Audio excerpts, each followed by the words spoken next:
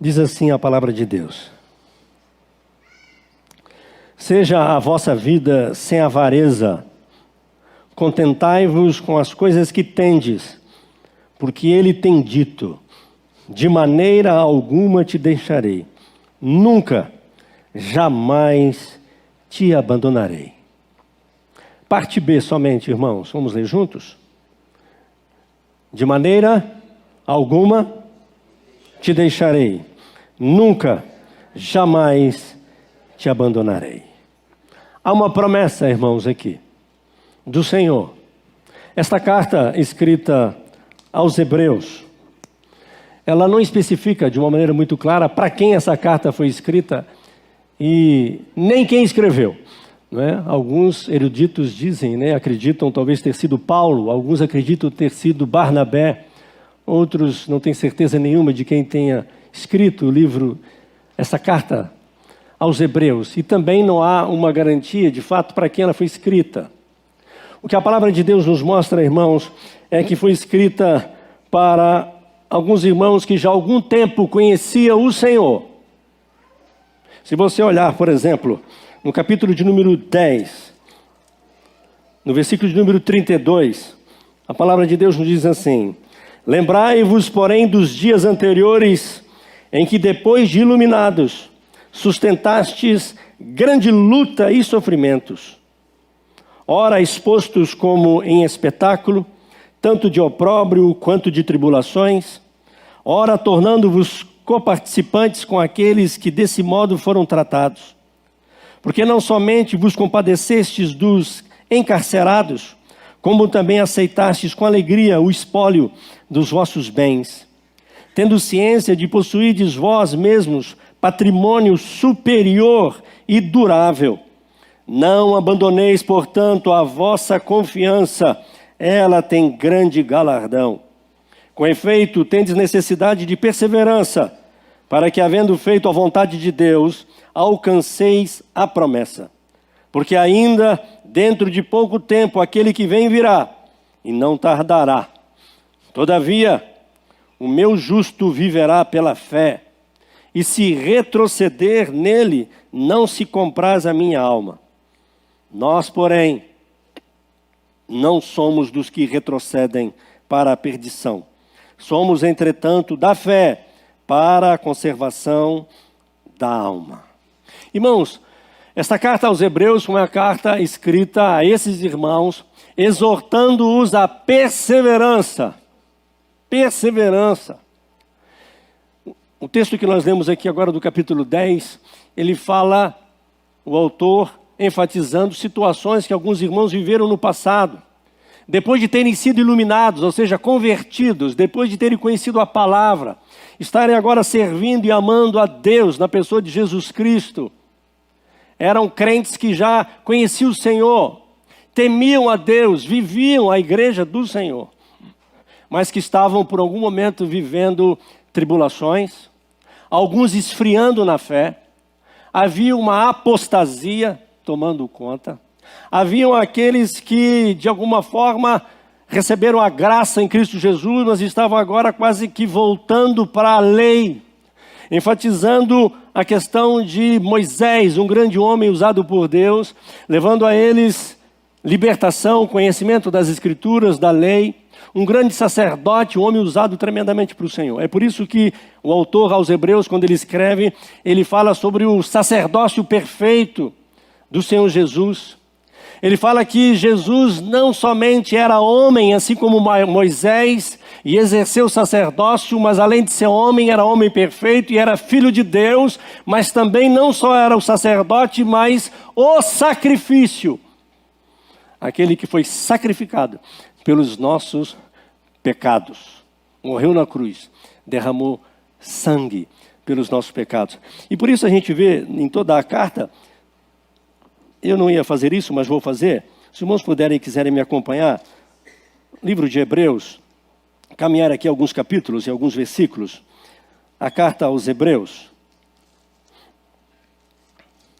Por exemplo, logo no segundo capítulo, no versículo 1, o autor ele já vem chamando a atenção desta forma: por esta razão, Importa que nos apeguemos com mais firmeza às verdades ouvidas, para que delas jamais nos desviemos. Se apegar à verdade que eles já conheciam, a verdade que nós já conhecemos, né, da palavra de Deus. No capítulo de número 3, por exemplo, no versículo de número 12, no capítulo 3, versículo de número 12, diz assim: tende cuidado, irmãos, jamais aconteça haver em qualquer de vós perverso coração de incredulidade, que vos afaste do Deus vivo. Interessante aqui, o autor ele chega a chamar de perverso aquele que agora é incrédulo, professando uma fé e é incrédulo. Outro dia eu disse aqui para os irmãos, e é esquisito, né? Eu costumo enfatizar o seguinte: o agir de Deus, o mover de Deus, o poder de Deus, os milagres de Deus, sobrenatural do Senhor, ele acontece na vida do crente que acredita. Porque tem crente que não acredita. Triste isso, mas tem. Crentes que não acreditam na palavra de Deus, no agir, no mover do Senhor, no sobrenatural, daquilo que somos chamados a viver, não é? E aqui ele chama e exorta justamente a este cuidado, irmãos, de perseverança. E não só isso, ele diz no 13, não só o cuidado para com a perseverança e a fé. O livro de Hebreus ele enfatiza muito a questão da fé, não é, que recebemos do Senhor e que devemos praticá-la, exercitá-la, colocar em prática, vivermos a fé, que é dom de Deus, mas precisa ser exercida, não é? Sem fé é impossível agradar a Deus. O autor dos Hebreus diz isso. E isso é tão importante porque no 13 diz, irmãos, por causa do cuidado com os outros. Olha como é que é interessante. Tende cuidado, irmãos, jamais acontecer haver qualquer de vós perverso coração de incredulidade que vos afaste do Deus vivo. Pelo contrário, exortai-vos mutuamente cada dia, durante o tempo que se chama hoje, a fim de que nenhum de vós seja endurecido pelo engano do pecado. Por quê? 14. Nos temos tornado participantes de Cristo, se de fato guardamos firme até o fim a confiança que desde o princípio tivemos. Os irmãos observem que o autor aqui ele vai chamando a atenção com respeito a essa perseverança, o cuidado de se alimentar da palavra de Deus, está alicerçado na verdade, na comunhão com Deus, na comunhão com os santos, com a igreja, com os irmãos. Olha o que diz no capítulo 6, versículo 10 ao 12. Porque Deus não é injusto para ficar esquecido do vosso trabalho e do amor que evidenciastes para com o seu nome, pois servistes e ainda servis aos santos. Desejamos, porém, continue cada um de vós, mostrando até o fim a mesma diligência, para a plena certeza da esperança, para que não vos torneis indolentes, mas imitadores daqueles que pela fé e pela longanimidade herdam as promessas. No capítulo 10, no versículo de número 23, guardemos firme a confissão da esperança, sem vacilar, pois quem fez a promessa é fiel. Consideremo-nos também uns aos outros, para nos estimularmos ao amor e às boas obras. Não deixemos de congregar-nos, como é costume de alguns. Antes, façamos admoestações, e tanto mais quanto vedes que o dia se aproxima. A importância de guardar a fé, de perseverar na comunhão, na palavra, no temor do Senhor. No capítulo 13, no versículo 1, diz assim: seja constante o amor fraternal. Seja constante o amor fraternal. A importância do amor ser exercido, praticado, evidenciado entre os irmãos, a igreja do Senhor, que professam a mesma fé, o mesmo temor, que sofrem, não é? As mesmas lutas, as mesmas dificuldades, os mesmos sofrimentos, né? Os mesmos problemas. Irmãos, A carta aos Hebreus é um convite à perseverança, a permanecer firme na fé. E é interessante que o texto, como eu disse para os irmãos, se dirige a um grupo de irmãos que já conheciam a palavra, conheciam a Jesus Cristo, mas que estavam enfraquecidos, entristecidos, estavam passando por lutas, por problemas. E aí o texto que nós lemos, que é onde eu quero me ater aqui a mensagem, que é a promessa do Senhor, no versículo número 5, quando ele fala aqui também, seja a vossa vida sem avareza, porque houve uma situação também de alguns desses irmãos que estavam apostatando da fé, é porque eles estavam voltando agora a uma vida normal e comum, vamos dizer assim para eles, preocupados apenas com os bens materiais, com as coisas da terra. É por isso que o autor aqui, os irmãos perceberam o texto, que ele enfatiza sobre a perseverança e principalmente porque o tempo está próximo. Aquele que vem virá e não vai tardar.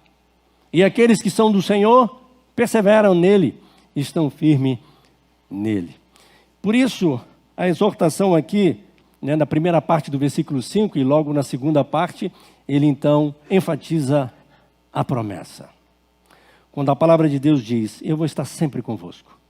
Lembram de Mateus capítulo 28, versículo 20, parte B? Não é? Estarei convosco até a consumação dos séculos.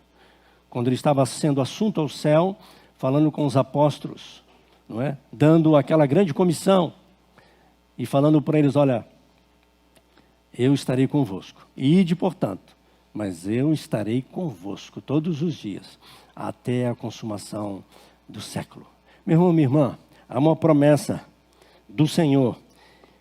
E como nós podemos ver na carta aos Hebreus, se você depois quiser fazer uma lida, não é, na carta toda, você vai perceber a ênfase deste sacerdócio de Cristo perfeito, a obra sacrificial, o amor de Deus, o cuidado, chamando a atenção sobre a perseverança, a comunhão, a intimidade com Deus, para que você fique firme, mesmo em meio, não é, a tantas situações complicadas da nossa vida. E aí ele enfatiza, em alguns momentos, e principalmente aqui, nunca, promessa do Senhor, irmãos, nunca, porque ele tem dito, de maneira alguma, irmãos, de maneira alguma te deixarei, nunca, jamais te abandonarei.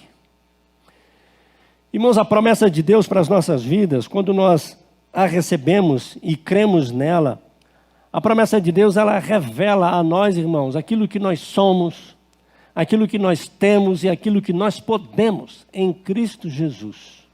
Porque isso nos traz coragem, ânimo, fortalecimento. Tira de nós, irmãos, o medo do futuro, o medo do amanhã. Muitos vivem com esta insegurança, né, preocupações. Nós não, o povo de Deus não. É claro que às vezes sim, senão não teríamos esta exortação. Para a gente confiar e crer, irmãos, que quem fez a promessa, diz a palavra, é fiel.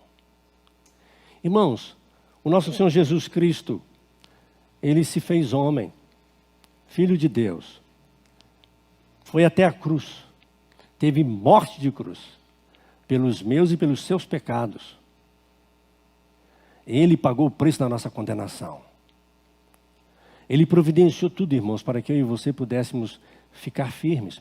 É por isso que ele chama a atenção da perseverança e ele diz que nós somos daqueles que não retrocedem. Porque quem está em Cristo não retrocede. Ele não abandona a fé. Ele entristece, ele abala, não é? Ele tem medo, ele passa por momentos, né, que até parece que vai perder, não é? Mas aqueles que são do Senhor são estimulados pelo Senhor, exortados pelo Senhor. A palavra de Deus vem ao encontro ao nosso coração. Irmãos, observem que o Senhor, ele está conosco, irmãos. Foi promessa dele. Salmista Davi, por exemplo, no Salmo número 16, ele enfatiza este cuidado e no versículo 5 ele diz que o Senhor, ele é o arrimo da minha sorte. É a minha esperança, é o meu cálice que transborda. Ele fala que o Senhor é a garantia, a segurança da vida dele. O sacrifício de Jesus na cruz é a garantia de vida e vida eterna. E quando ele declara que o Senhor é o arrimo da sua vida, ele está dizendo: o Senhor é a segurança e a garantia do meu futuro. É promessa do Senhor, irmãos. É claro que a palavra não diz que vai ser tudo 1000 maravilhas, que tudo vai ser 100% do jeito que você às vezes espera. Nem sempre, irmãos, nem sempre. Mas ele nos dá a garantia, a certeza de que em todo o tempo ele está conosco e é até o fim. E ele nos dá a vitória em meio às lutas e provações, naquilo que devemos ou teremos que passar, irmãos. Aquilo que é nosso, mas o Senhor diz na sua palavra que em nenhum momento ele vai nos abandonar, nos deixar. Ele está conosco, todo o tempo, irmãos. Cantamos aqui, né? Da bondade de Deus. A gente contempla, irmãos, e vê a bondade de Deus.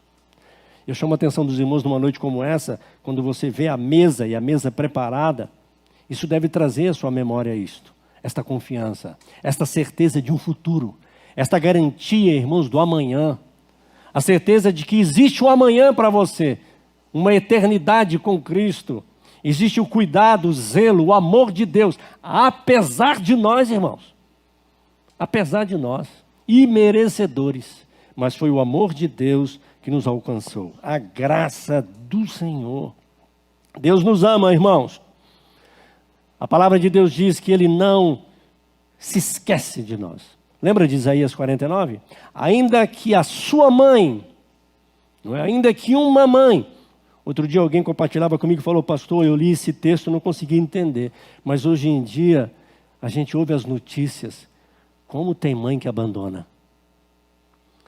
Como tem mãe que abandona seus filhos? Incrível, né, irmãos? A gente que está aqui, irmãos, quem sabe você que está me ouvindo, que ama a Deus, que ama a família, que ama a igreja, que ama os irmãos, que ama os princípios de Deus, não passa na nossa cabeça isso. Passa, irmãos? Não passa. Passa uma mãe ser falha, não é? Ter suas fraquezas, limitações, mas abandonar, a Bíblia diz que abandona. A Bíblia diz que abandona. Mas no texto de Isaías 49, no versículo 16, ele diz assim: ainda que uma mãe o abandone, eu nunca o abandonarei. Você está gravado nas minhas mãos. Você já leu esse texto lá? Isaías 49, versículo 16. E eu acho tremendo porque quando você lê esse texto de Isaías, ele te reporta, ou deveria te reportar para agora. Quando Jesus, depois de morto, crucificado e ressuscita, e Tomé duvidou, lembram disso? Na primeira semana que Jesus aparece na escola dominical, domingo de manhã, Tomé faltou, aquela EBD. E aí na próxima EBD, Jesus voltou no meio dos discípulos, dos irmãos reunidos, que não eram só os discípulos, tinha muita gente. Ele chega e fala: Tomé, Tomé, seja incrédulo, Tomé. Vem, veja o meu lado e olha a minha mão. Sou eu mesmo. E não só olhe não, toque. Porque Tomé era como alguns na época, que também existe hoje, que achava que Jesus era espírito, né, depois de ressurreto. Transpôs parede. Mas a palavra diz que Jesus, durante 40 dias e 40 noites, ele comeu e bebeu com os apóstolos. Foi tocado, abraçou, beijou. 40 dias. Teve fome? Não, fome eu não sei se teve, eu sei que ele comeu. Fome ele teve antes, né? Eu acredito que comer depois de ressurreto é só por prazer, não por fome. Mas Jesus comeu com os discípulos. Não era espírito, era carne. Mas o mistério aqui é a mão furada. Jesus, irmãos, foi crucificado, ele levou uma surra bem dada, ele apanhou bastante. Não é só a pele, foi todo desfigurado, a Bíblia diz que ele ficou irreconhecível, tanto que ele apanhou seu rosto, seu corpo. Mas quando ele ressuscita, o seu corpo ele é restaurado. Mas ele fez questão de permanecer com um furo do lado e com as mãos furadas.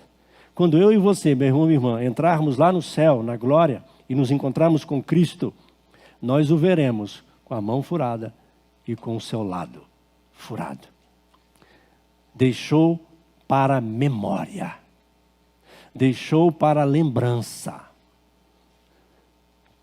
Eu sou daquele que defende, eu sei que alguns pensam ao contrário, mas eu defendo e encontro alguns textos que me dão base para isso, de que nós nos lembraremos sim, quando chegarmos lá. Tem gente que fala que esquece. Eu acho tão esquisito esquecer, porque se eu chegar lá e eu esqueci, por que eu estou aqui, hein? Não é porque lá embaixo você era um pecador, miserável. E aí Jesus teve que morrer por seus pecados. Você era um miserável, pobre, cego, nu, pecador. E aí Jesus te salvou. Estranho, né, irmãos? Nós vamos lembrar assim, irmãos. Lembrar de quem foi sua família, lembrar com quem você conviveu, lembrar de quem você congregou, lembrar onde você pregou, lembrar onde você trabalhou, mesmo porque tem galardão para quem trabalha. O esquecer, irmãos, é lembrar sem dor. Não é apagar da memória. A Bíblia diz que Deus não esquece e Ele nos deu uma memória. E Deus nos deixa vários exemplos de memória. Essa mesa é o sacrifício e é memória. Lembra o que Jesus disse? Façam isso em memória de mim. É para lembrança. Em Isaías 49, ele nos apresenta esse texto justamente dizendo isso. Eu não me esqueci de vocês. Porque o povo de Israel, nesse capítulo, diz assim: Deus nos abandonou. Estamos sofrendo, estamos com medo, estamos inseguros. E aí o Senhor vem, usa o profeta e diz: ainda que uma mãe esqueça do seu filho, eu não me esquecerei de ti. E nas minhas mãos te gravei. Estamos gravados, irmãos, nas mãos do Senhor. Ele nos conhece pelo nome. Um nome que eu e você não sabemos ainda. Mas nós receberemos um nome. Estaremos para sempre com o Senhor. É a garantia que Ele nos dá, irmãos. E mesmo aqui na terra, Ele diz: eu sou convosco, eu sou contigo, estarei para sempre. Há uma promessa: nunca, jamais te abandonarei. Esta é a promessa do Senhor. Ele nos dá evidências disso. Irmãos, eu quero chamar a sua atenção bem rapidinho aqui, porque às vezes o nosso coração passa algumas inseguranças, principalmente porque a gente reconhece, irmãos, que a gente não merece. Nós não merecemos o amor de Deus, a graça revelada em Cristo, a misericórdia, mas Ele nos amou. Ele me comprou, te comprou, nos separou para Ele mesmo. Foi Ele que fez isso, irmãos. Não foi por mérito nosso, não foi porque Ele achou você bonitinho, mas é porque Ele te amou e Ele te escolheu e Ele pagou o preço para te restaurar, para trazer você para perto dEle, trazer você para a presença dEle e para a obra que Ele tem para você, porque a nossa existência, irmãos, de termos sido trazidos para cá, passados pela terra, é porque Deus tem um propósito na nossa vida, de servi-lo. Ele nos amou, nos comprou, nos salvou e nos chamou para servi-lo. Nós vimos aqui alguns versículos que nós lemos nesta mesma carta, em que o autor ele enfatiza o serviço, o trabalho, a dedicação, o envolvimento, o amar o irmão e servi-lo. O amor que é evidenciado, que ama a Deus, é amando o irmão. Quando eu sirvo alguém, eu sirvo a Deus. Não é isso que a Bíblia diz? Quando eu dou nem que seja um copo de água para um crente. Porque a Bíblia, quando fala um dos pequeninos, está falando de um irmão. Eu estou servindo a Deus. Quando eu visito um preso, crente, um doente, crente, um que está sendo perseguido, crente, eu estou fazendo ao Senhor. Porque primeiro eu tenho que fazer a família da fé. Primeiro eu faço para os meus. A Bíblia enfatiza, primeiro começa na minha casa. Você é um hipócrita se você cuida das coisas de Deus, ou diz que cuida, que serve a Deus e não cuida da sua família. Você é um hipócrita se você cuida dos outros aí fora e não cuida da sua igreja. Primeiro na sua casa e os da fé, depois os de fora. É isso que Jesus ensina na palavra de Deus. Mas é interessante que o amor de Deus, ele é enfatizado nisso. Ele é manifestado nisso, não é? No amar e no servir. Amando a Deus, amando os irmãos. Perseverando e um ajudando ao outro nas lutas e nas dificuldades. É tremendo isso, irmãos. Nós encontramos isso na palavra de Deus. Mas eu quero aqui bem rapidinho dar alguns exemplos aqui, irmãos, de crentes, de irmãos, de homens de Deus. Eu teria que ficar falando aqui a noite toda, né? Se eu fosse citar tantos, mas eu vou citar alguns aqui. O primeiro deles, irmãos, que a gente encontra aqui, que é o mais mal crente, vamos dizer assim, se bem que tem bastante mal crente aqui, né? Homens tremendos que Deus usou. Mas Jacó, por exemplo, irmãos, ele era um mau crente. Filho de crente e neto de crente, mas ele era um mau crente, Jacó. E é interessante que no caminho dele, quando ele está fugindo de Esaú, que ele está indo para a casa do seu tio Labão, é que pela primeira vez, ele ouve a voz de Deus. Quando ele sonha, e os anjos sobem e descem naquela escada, quando Jacó está pensando assim: fiz o que é mal, traí o meu irmão, menti para o meu pai, fiz um monte de barbaridade, meu irmão quer me matar, vou ter que ficar longe da minha família, e agora estou eu aqui, num deserto, sozinho. E a minha mãe falava que eu fui batizado e consagrado na igreja presbiteriana desde neném. E quantas promessas tinha para a minha vida. E estou eu agora desse jeito. E olha que eu fui batizado na infância. Membro da igreja desde a infância. E agora olha o que eu estou fazendo. E aí a Bíblia diz que o Senhor se revela a Jacó e fala: eu sou contigo. Não te deixarei. Até cumprir na sua vida tudo aquilo que eu tenho para você. Tremendo isso, né, irmãos? A gente encontrar esses exemplos. Não só Jacó, isso está lá em Gênesis, capítulo 28, depois você pode olhar com calma. Capítulo 28, versículo 13 ao 17, quando o Senhor manifesta e se revela a Jacó, e ele tem aquela visão da escada, não é? Achando que estava abandonado, sozinho, um pecador, como que se talvez Deus tivesse desistido dele. Mas a Bíblia diz que Deus não desiste e não abandona os seus. Nunca, jamais o deixarei. Um outro exemplo que a gente encontra é o próprio Moisés, o chamado de Moisés. Lembram, capítulo 3? A história de Moisés é tremenda, né? Mas agora ele está lá vivendo no deserto, junto com seu sogro. E Deus se revela a ele. E o chama. Com quase 80 anos de idade. 40 no Egito, vivendo como príncipe. De príncipe a cuidador de boi, de bicho, de animal, de ovelha, de cabrito. No deserto. E quando ele acha que a vida acabou, Salmo 90, escrito por Moisés, não é? Triste, achando que a vida acabava aos 70, 80, que era a idade dele, por isso que ele escreveu aquele salmo. Só que aí nós vamos ver em Atos dos Apóstolos, capítulo 7, Estevão falando de Moisés, que com 80 que ele foi chamado, tirou o povo do Egito, morreu com 120, e ele não precisava disso, nem para perto. A vista dele nem embaçou. E ele com 120 anos, ele mesmo foi cavar com a própria cova. Ele mesmo subiu a montanha para morrer lá em cima, porque Deus chamou para ele morrer lá no topo da montanha. Com 120 anos. Você conhece alguém com 120 anos subindo alguma montanha para orar? Para buscar Deus? Moisés foi. Subiu a montanha. Sem óculos, com pleno vigor, diz a palavra.